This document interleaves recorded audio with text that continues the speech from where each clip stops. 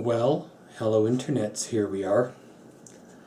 We have ourselves a little bit of a vlog floating around in my head. Thought I'd put it out there and see how she goes. And yeah, welcome to our vlog.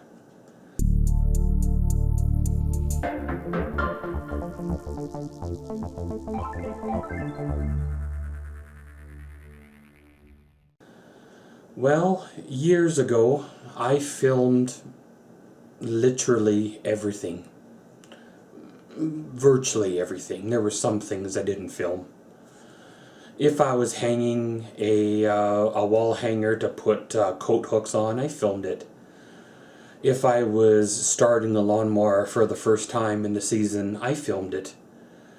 If I was changing the battery in the truck, I filmed it. Or, the heater control thing in the Silverado, I filmed it. And many of the things that I filmed were simple, one shot. They didn't really require a lot of camera angles, a lot of camera work, a lot of fussing or fiddling, and they did fairly well as videos. People watch them, and some of them are still watched today, many years later.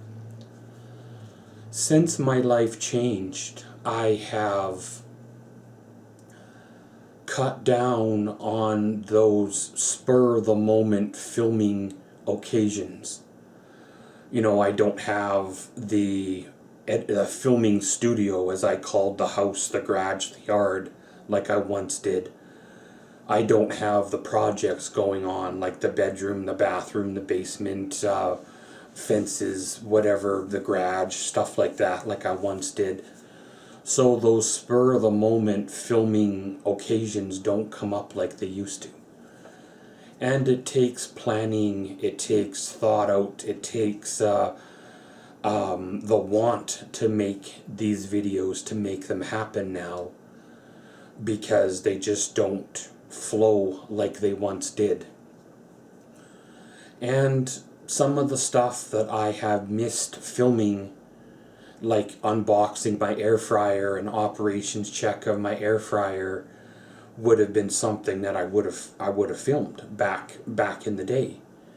Or many of the other things that I've had to do setting up into the new apartment and in this apartment, and I would have filmed. In fact, last spring of 2021, I had about 10 videos that I could have filmed in the spring, just getting ready for the camping season.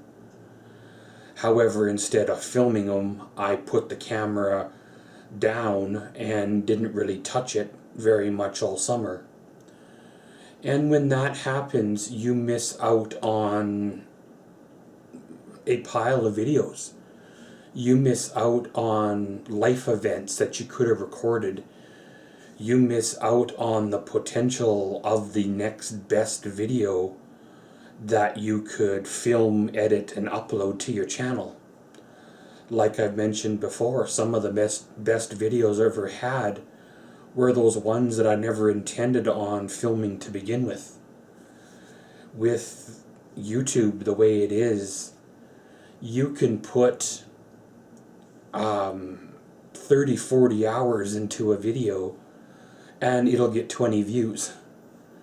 Or you can put 5 minutes into a video and it'll get 3,000-4,000 views. It all depends on the subject, the catchy title, when it drops, what's going on in the world when the video goes live, what people are searching for at that time.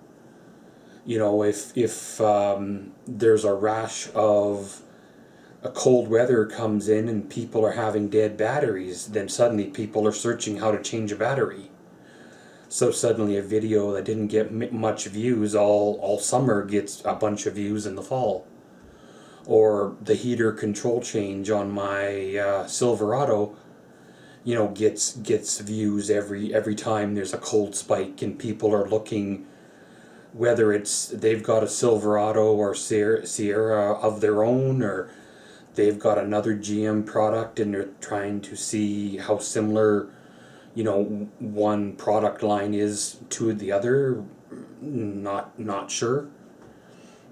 All I know is some of those videos I wouldn't have filmed if they were planned out, because they were just grab the camera, spur of the moment type of filming.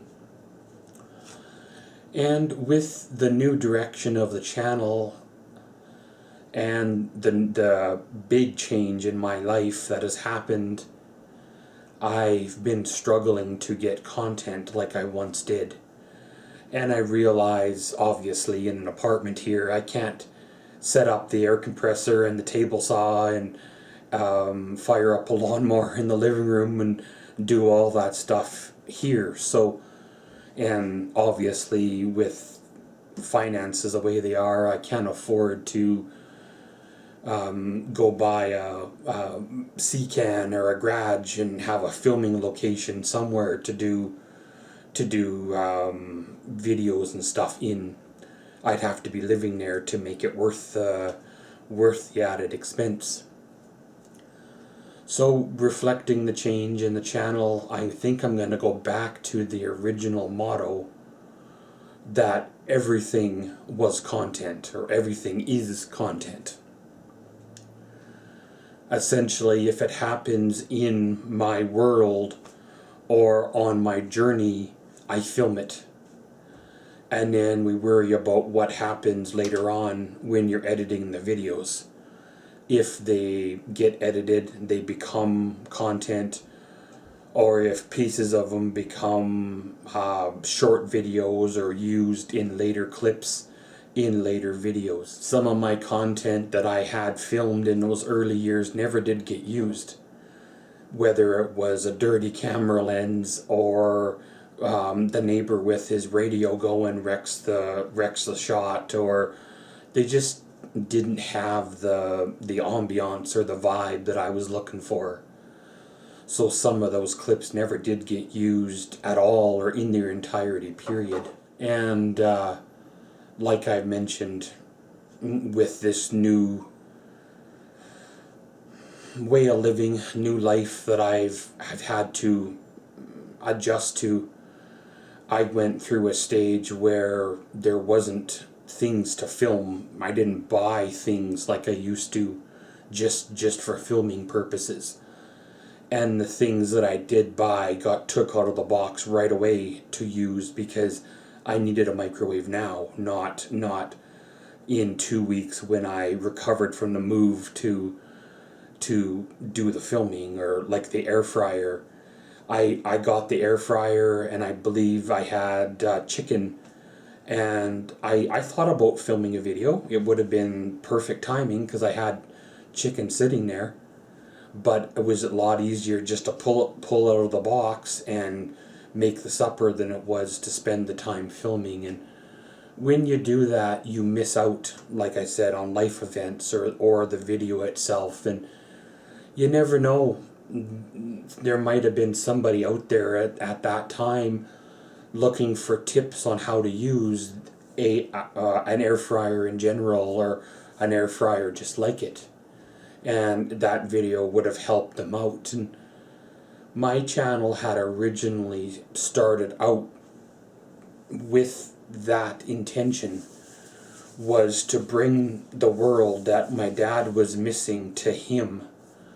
Whether it was demo derbies, whether it was a project I was doing in the yard, whether it was beautiful scenery that my dad could no longer get out to see, as well as, the other videos I did with my building, or the spring tune-up on the lawnmower, or my series of bicycle videos that I did helping people out. I still get comments on those bicycle videos. A shaky, greasy camera lens splattered with penetrating oil because the chain was rusty, and it gives people a little bit of a guide on how to do a tune-up or a once-over on their bicycle. Essentially, I don't know about the newer bikes, but the older bikes that are 20 years old, they're all pretty much the same. The derailleurs adjust the same, the cables adjust the same, the brakes are the same. I didn't quite get fully the hang of adjusting the manual disc brakes, because that was the next generation of my learning from when I stopped riding bicycles in the late 90s, early 2000s. But I think going forward, I'm once again going to go back to my original motto, my original thoughts. And everything is content. Whether it gets used or not, it gets filmed. Whether it's used in its entirety, then great. If not, then we'll use pieces of it here and there. I thank everybody for sticking around through all of this, hanging out on this channel. We've had some good times in the past. At one time we were on a roll. Then we got knocked down, and it's took many years to recover back to not where we were, but where we need to be now. And moving on forward, we're going to keep going and keep rolling with the punches. One step at a time, one day at a time. And as always, thanks for watching Maxwell's Vlogs. Comment, subscribe, and enjoy.